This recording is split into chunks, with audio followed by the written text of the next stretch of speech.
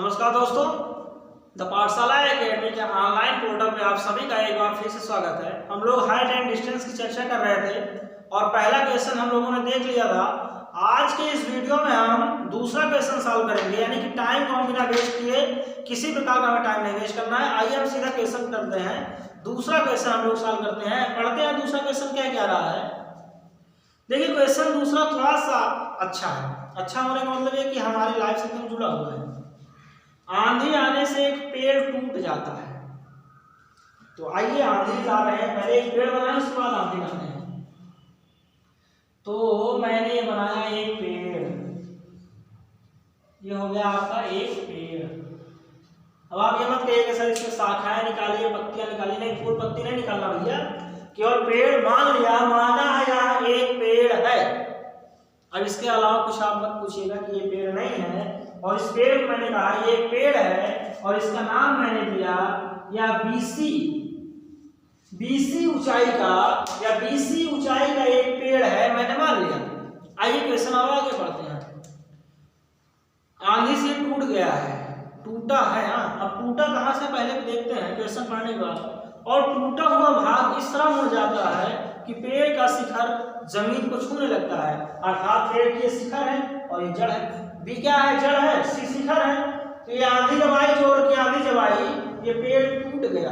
आप जब आंधी आती है तो पेड़ टूटते हुए देखते हैं, कभी कभी जड़ से टूट गया, कभी बीज से टूट जाता है। तो ये पेड़ जड़ से नहीं बीज से टूटा। ये पेड़ किसी इस पॉइंट से टूट गया, मान लिया इस पॉइंट से टूटा, इस पॉइंट से पेड़ टूटा और ये आके यहाँ पे लग गया। पेड़ क्या हुआ? पेड़ आंधी आने की वजह से टूट गया। किसके आने की वजह से टूटा? आंधी के आने की वजह से पेड़ टूट गया। आंधी के आने की वजह से पेड़ टूट गया और पेड़ का जो शिखर बिंदु था ये सी, ये यहाँ पे आ गया। अब आप बोलेंगे सर C2 कैसे हो सकता है? C2 इसलिए हो सकता है बच्चा कि ये B है और ये C है, ये जड़ है और ये शिखर है। जब ये जड़ है, ये शिखर है और इसी में से एक कुछ भाग टूट के चला आया नीचे, अर्थात ये शिखर जो है यहाँ आ गया। अब यहाँ पे शिखर नहीं रह गया है, ये शिखर यहाँ से टूटा और यही पेड़ आके यहाँ लग गया, तो अर्थात शिखर यहाँ आ गया, बिल्कुल आ गया। अब पेड़ ऐसे था बीसी लंबाई का, कुछ दूरी से टूट कर उसका शिखर पॉइंट जमीन पे आके लग गया। ये जमीन है, तो आइए मैं जमीन जब है तो जमीन को मैं जड़ से मिला लेता हूँ और ये आप जमीन से जड़ मिल गई, जिसे आप क्षैतिज रेखा कहते हैं। ये कोई ना कोई एंगल बनाएगा। अभी आपको क्वेश्चन बताया कि एंगल क्या बनाएगा, कोई ना कोई एंगल बनाएगा और इस पॉइंट को मैं नाम देता हूं ए। इस पॉइंट को मैंने ए नाम दे दिया। अरे क्वेश्चन आगे क्या कह रहा है इसको देखते हैं। और इसके साथ 30 डिग्री का कोण बनाता है। जैसे ही शिखर आके नीचे लगा जमीन से और कोण बना लिया सीधा सीधा 30 डिग्री का। कितने डिग्री कोण बनाया? 30 डिग्री का। सारा काम हमारा हो गया। अगर इसमें से कोई इन तीनों में से क्षैतिज रेखा, ऊर्ध्वाधर रेखा, दृष्टि रेखा, इन तीनों में से कोई एक भी देगा तो हम लोग जो दूसरा मार्क पूछेगा उसको बता लेंगे। आइए देखते हैं आगे। पेड़ के अर्थात जो पेड़ है उसके पाद बिंदु अर्थात जड़ से पेड़ के पाद बिंदु की दूरी अर्थात जड़ से दूरी, जहां पेड़ का शिखर जमीन पर जुड़ा हुआ है, अर्थात जहां शिखर जो पेड़ का शिखर है जमीन पर लगा हुआ है, उसकी दूरी 8 मीटर है। अर्थात ये जड़ है और ये शिखर है। शिखर यहाँ था, पेड़ आंधी में टूटा, शिखर यहाँ आ गया। अब क्वेश्चन ये कह रहा है पेड़ के पाद बिंदु अर्थात जड़ से, पाद बिंदु का मतलब जड़ से उस शिखर के बीच की दूरी जो है वह 8 मीटर है। तो हमें दूरी कितनी मिल गई? शिखर से पेड़ के पाद बिंदु और जमीन पर जो शिखर लगा हुआ है उसके बीच की दूरी हमें मिली 8 मीटर। कितनी मिली? 8 मीटर। कितनी मिल गई बच्चा? 8 मीटर मिल गई। अब क्वेश्चन आगे कुछ और कह रहा है। क्वेश्चन कह रहा है पेड़ की ऊंचाई ज्ञात कीजिए। तो आपको पता है पेड़ की ऊंचाई आप इतनी नहीं है। आप कहते सर ए और बी पेड़ की ऊंचाई नहीं है, पेड़ की ऊंचाई बीसी है। आपने बीसी को पेड़ की ऊंचाई माना है क्योंकि बीसी ऊंचाई का ही पेड़ था और वही पेड़ आधे पर से टूट गया जो जमीन पर लगा हुआ है। ठीक है, तो मैं यहां लिखूंगा क्वेश्चन नंबर दूसरा है ना, तो मैं यहाँ पे लिखूंगा, क्या लिखूंगा, मैं लिखूंगा पेड़ की लंबाई, पेड़ की लंबाई नहीं, पेड़ की ऊंचाई, पेड़ की ऊंचाई कितनी है, पेड़ की ऊंचाई BC है, जिसका शीर्ष, शीर्ष का मतलब क्या, शिखर बिंदु, आप कंफ्यूज नहीं होंगे, शीर्ष का मतलब शिखर बिंदु, शिखर बिंदु C जमीन से लगा है। अब जमीन से लगा है कैसे, मतलब जमीन से लगा है मतलब आंधी से टूट गया तो जमीन से लगा है, ठीक है। तो अर्थात पेड़ की ऊंचाई कितनी हो गई BC, और शिखर बिंदु, शीर्ष बिंदु कहाँ लगा है, जमीन से लगा हुआ है, ठीक है। मान लिए थीटा का कोण कितना है, थीटा इक्वल टू हो गया आपका 30 डिग्री, और BC की लंबाई कितनी हो गई, BC बराबर हो गया 8 मीटर। तो हमें पेड़ की ऊंचाई बताना है ना, तो आइए हम पेड़ की ऊंचाई बताते हैं। आप देखेंगे आपको एक त्रिभुज मिल रहा है ABC, एक त्रिभुज मिल रहा है, क्या मिल रहा है, ABC, B समकोण है, तो आप यहाँ लिखेंगे समकोण त्रिभुज, आप लिखेंगे समकोण त्रिभुज,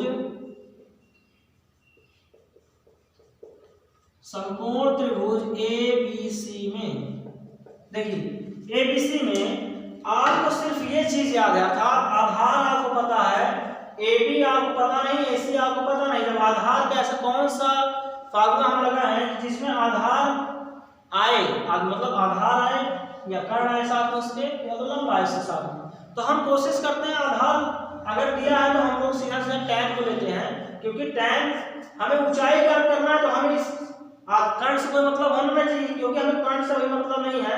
पहले हम AB की वैल्यू फाइंड करेंगे, उसके बाद AC की वैल्यू फाइंड करेंगे, और AB और AC की वैल्यू जब जोड़ देंगे तब आपकी BC कंप्लीट होगा, क्योंकि AB और ये AC मिलकर ही BC के बराबर है, ठीक है। तो आप इसमें tan लगाएंगे, tan थीटा इक्वल टू लंब बटे आधार, है ना, लंब बटे आधार ही होता है ना, बिल्कुल होता है, आप लोग कंफ्यूज बहुत रहते हैं।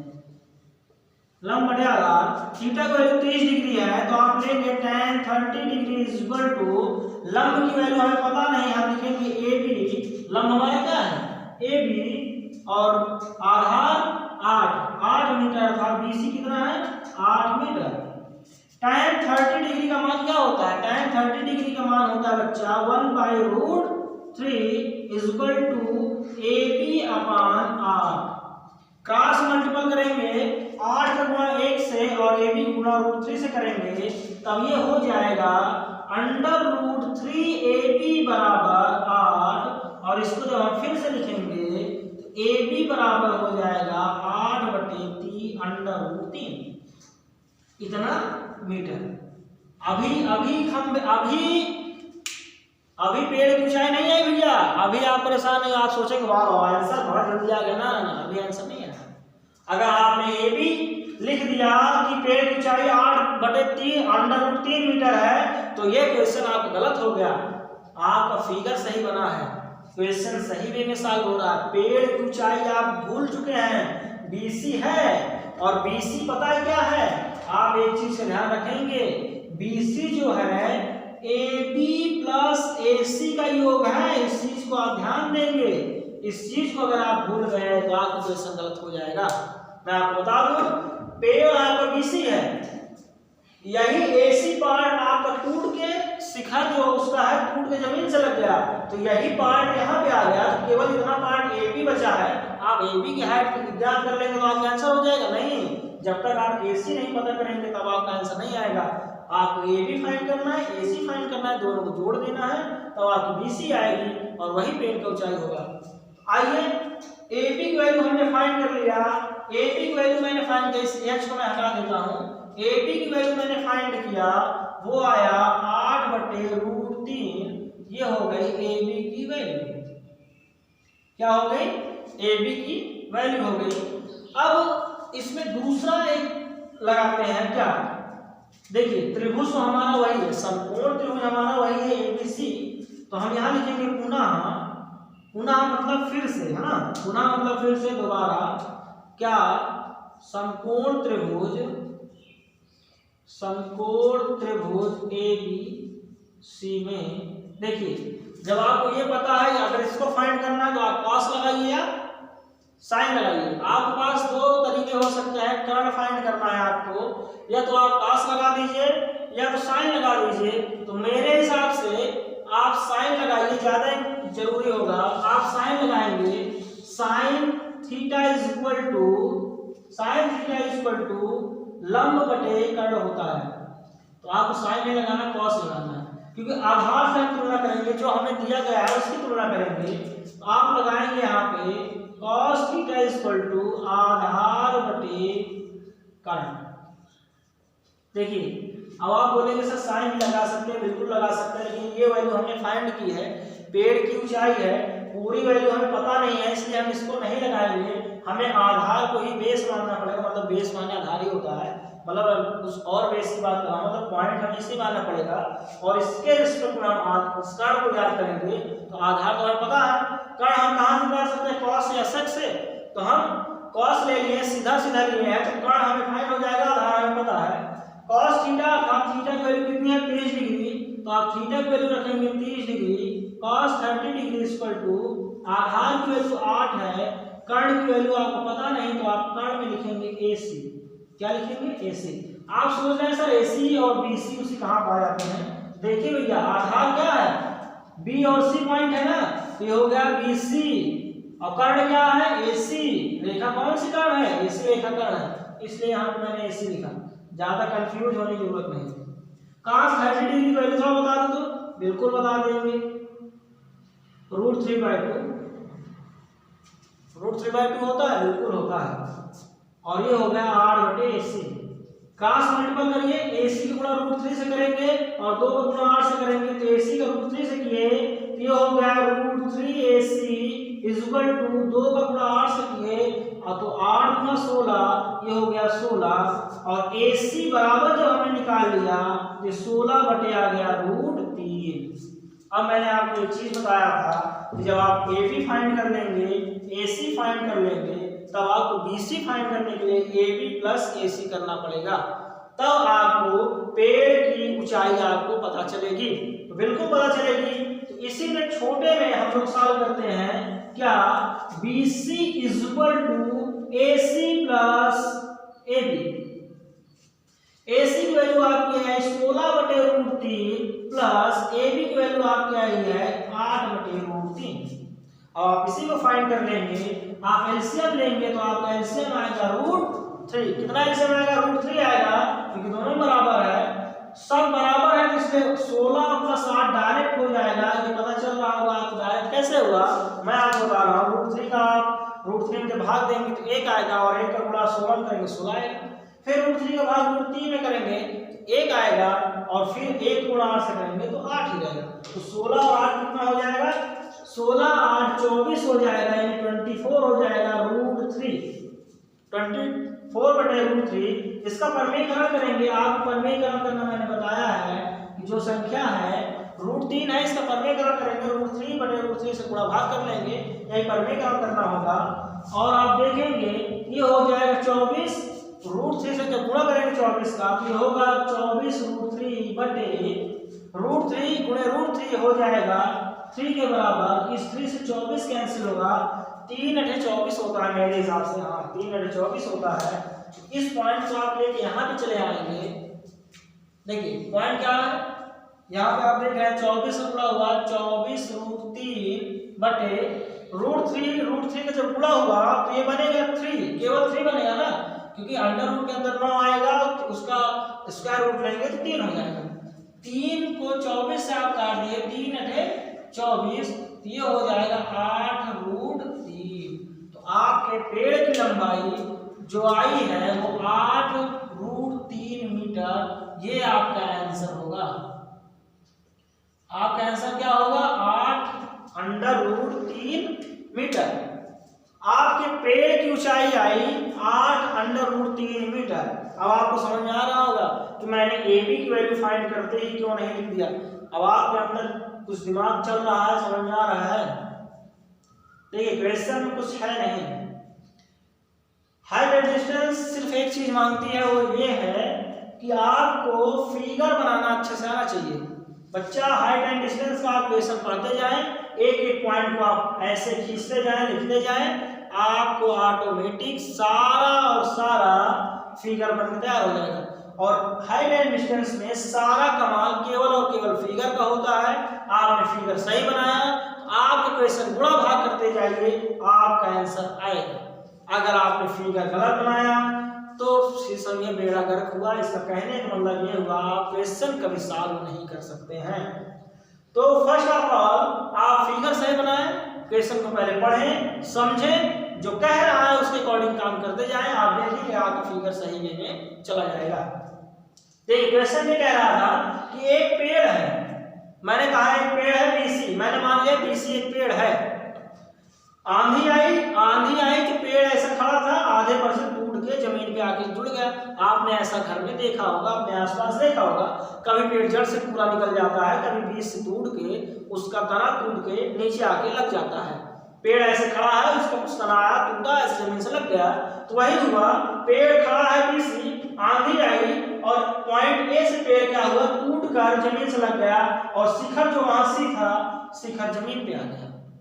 जमीन पे आया, जब शिखर जमीन पे आया तो कह रहा है कि जमीन से और शिखर के जो दोनों कोण है, जमीन से बना रहा है कितने एंगल का कोण, 30 डिग्री का कोण बना रहा है। और ये रेखा कहाँ था, ये रेखा जो पेड़ का पाद बिंदु है, इससे ये रेखा जुड़ी हुई है। तो मैंने ये रेखा जोड़ा, एंगल बनाया 30 डिग्री, बी हमेशा 90 डिग्री होगा, वो इसलिए होगा क्योंकि वो ऊर्ध्वाधर है। अब मेरा काम आसान हो गया, मैं समझ गया, मुझे पता है √3 मिला है। BC आपको बता दिया है कि पाद बिंदु, पेड़ का पाद बिंदु अर्थात जड़ से और जो शिखर जमीन से लगा हुआ है उसके बीच की दूरी 8 मीटर है। मैंने उसको 8 मीटर मान लिया। अब मेरा काम आसान हो गया, मुझे 8 मीटर पता है, थीटा पता है, मुझे BC की लंबाई प्राप्त करनी है, ज्ञात करनी है। तो मैं AB पहले निकाल लूं, उसके बाद AC निकाल लूं, AB और AC को जोड़ दूं, BC की लंबाई आ जाएगी। मैंने वही किया। पेड़ की ऊंचाई BC है, जिसका शीर्ष या शिखर बिंदु C जमीन पर लगा हुआ है। मैंने मान लिया BC बराबर AB प्लस AC होगा। तो ठीक है, मैंने त्रिभुज थीटा दिया है 30 डिग्री, BC दिया 8 मीटर। मैंने पहले समकोण त्रिभुज ABC में दिया, tan थीटा लगाया क्योंकि मुझे रेशियो पता है। रेशियो क्यों पता है कि आधार और लंब का मुझे रेशियो चाहिए, आधार और लंब का रेशियो मुझे tan दे सकता है, इसलिए मैंने tan लिया। tan 30 = आधार बटे लंब, सॉरी लंब बटे आधार। मैंने आधार लिया AB/8, √tan 30 अंश का मान होता है 1/√3, मैंने लिखा 1/√3 AB/8। यहाँ पे आप क्रॉस मल्टीपल करेंगे, 8 का गुणा 1 से और AB का गुणा आप √3 से करेंगे तो ये हो जाएगा √3AB = 8 का गुणा 1 से किया 8 है। AB बराबर जब आप लिखेंगे ये √8 के नीचे अर्थात बटे में आ जाएगा, तो AB बराबर 8/√3 ये आएगा। मैंने यहाँ पे लिखा 8/√3, आप इसको मीटर लिख सकते हैं। ठीक, फिर मेरे दिमाग में अब ये आया कि भैया जो मैंने लंब जो AB है मैंने उसको फाइंड कर लिया, मुझे कर्ण की आवश्यकता है। बिना कर्ण को फाइंड किए, AC की वैल्यू फाइंड किए मैं कुछ नहीं कर सकता हूँ, मुझे पेड़ की लंबाई चाहिए। आप बोलेंगे सर इसको फाइंड कर ले। भैया इसको आप कैसे फाइंड करेंगे, जब तक आपका कोई एंगल, कोई त्रिभुज नहीं बनेगा तब तक आप फाइंड नहीं कर सकते। इसको आप यहाँ से नहीं मिला सकते, ये पॉइंट यहाँ से टूट के ये पॉइंट खत्म हो चुका है। आप ये बताइए, पेड़ ऐसे खड़ा है तो टूट गया तो क्या ऊपर रहेगा क्या, टूट के वही नीचे आके लगा है। तो ये तो केवल दिख रहा है आपको, बाकी है नहीं। आग यहाँ लग गया।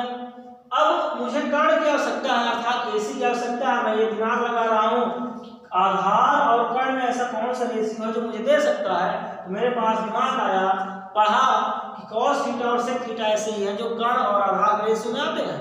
मैंने कॉन्सेप्ट जो आपको पढ़ाया है ये कॉन्सेप्ट उसी के लिए है बच्चा, ये सारी चीजें आपको एकदम क्लियर पता होनी चाहिए। मुझे पता है, मैंने लगाया कि cos थीटा मैं ले लेता हूँ क्योंकि सीधा सीधा है। तो cos थीटा = होता है BC/AC अर्थात आधार बटे कर्ण। तो cos 30 थीटा डिग्री का वैल्यू कितनी है 30, वही सब कुछ है, केवल रेशियो कर्ण निकालना है इसलिए बता रहा हूँ। cos 30 लगाया, आधार की वैल्यू मुझे पता है 8 मीटर, AC की वैल्यू मुझे नहीं पता, फाइंड करनी है। cos 30 की वैल्यू होते हैं √3/2, मैंने cos 30 की वैल्यू लिखा √3/2 equal to R/AC। Cross multiple किया, AC का मल्टीपल √3 से किया तो √3 AC आया इक्वल टू 2 का गुणा 8 से किया 2 × 8 16 हुआ, और जब मैंने AC बराबर लिया तो 16/√3 है। AB की वैल्यू आपकी आई 8/3, AC की वैल्यू आपकी आई 16/3, और मुझे किसकी वैल्यू फाइंड करनी है, पेड़ BC की वैल्यू, और BC मुझे तभी मिल सकता है जब AB और AC को मैं जोड़ूंगा। मैंने वही किया, BC बराबर AC प्लस AB किया, AC की वैल्यू 16/√3 और BC की वैल्यू 8/√3 है, बाकी आगे गुणा भाग है, आंसर आपका 8/√3 मीटर है। ये आपका आंसर रहा। क्वेश्चन नंबर 2 आपका समाप्त हुआ, आप इसको नोट करें। क्वेश्चन नंबर 3 हम लोग नेक्स्ट लेक्चर में करेंगे। आज बस यह तक, धन्यवाद क्लास।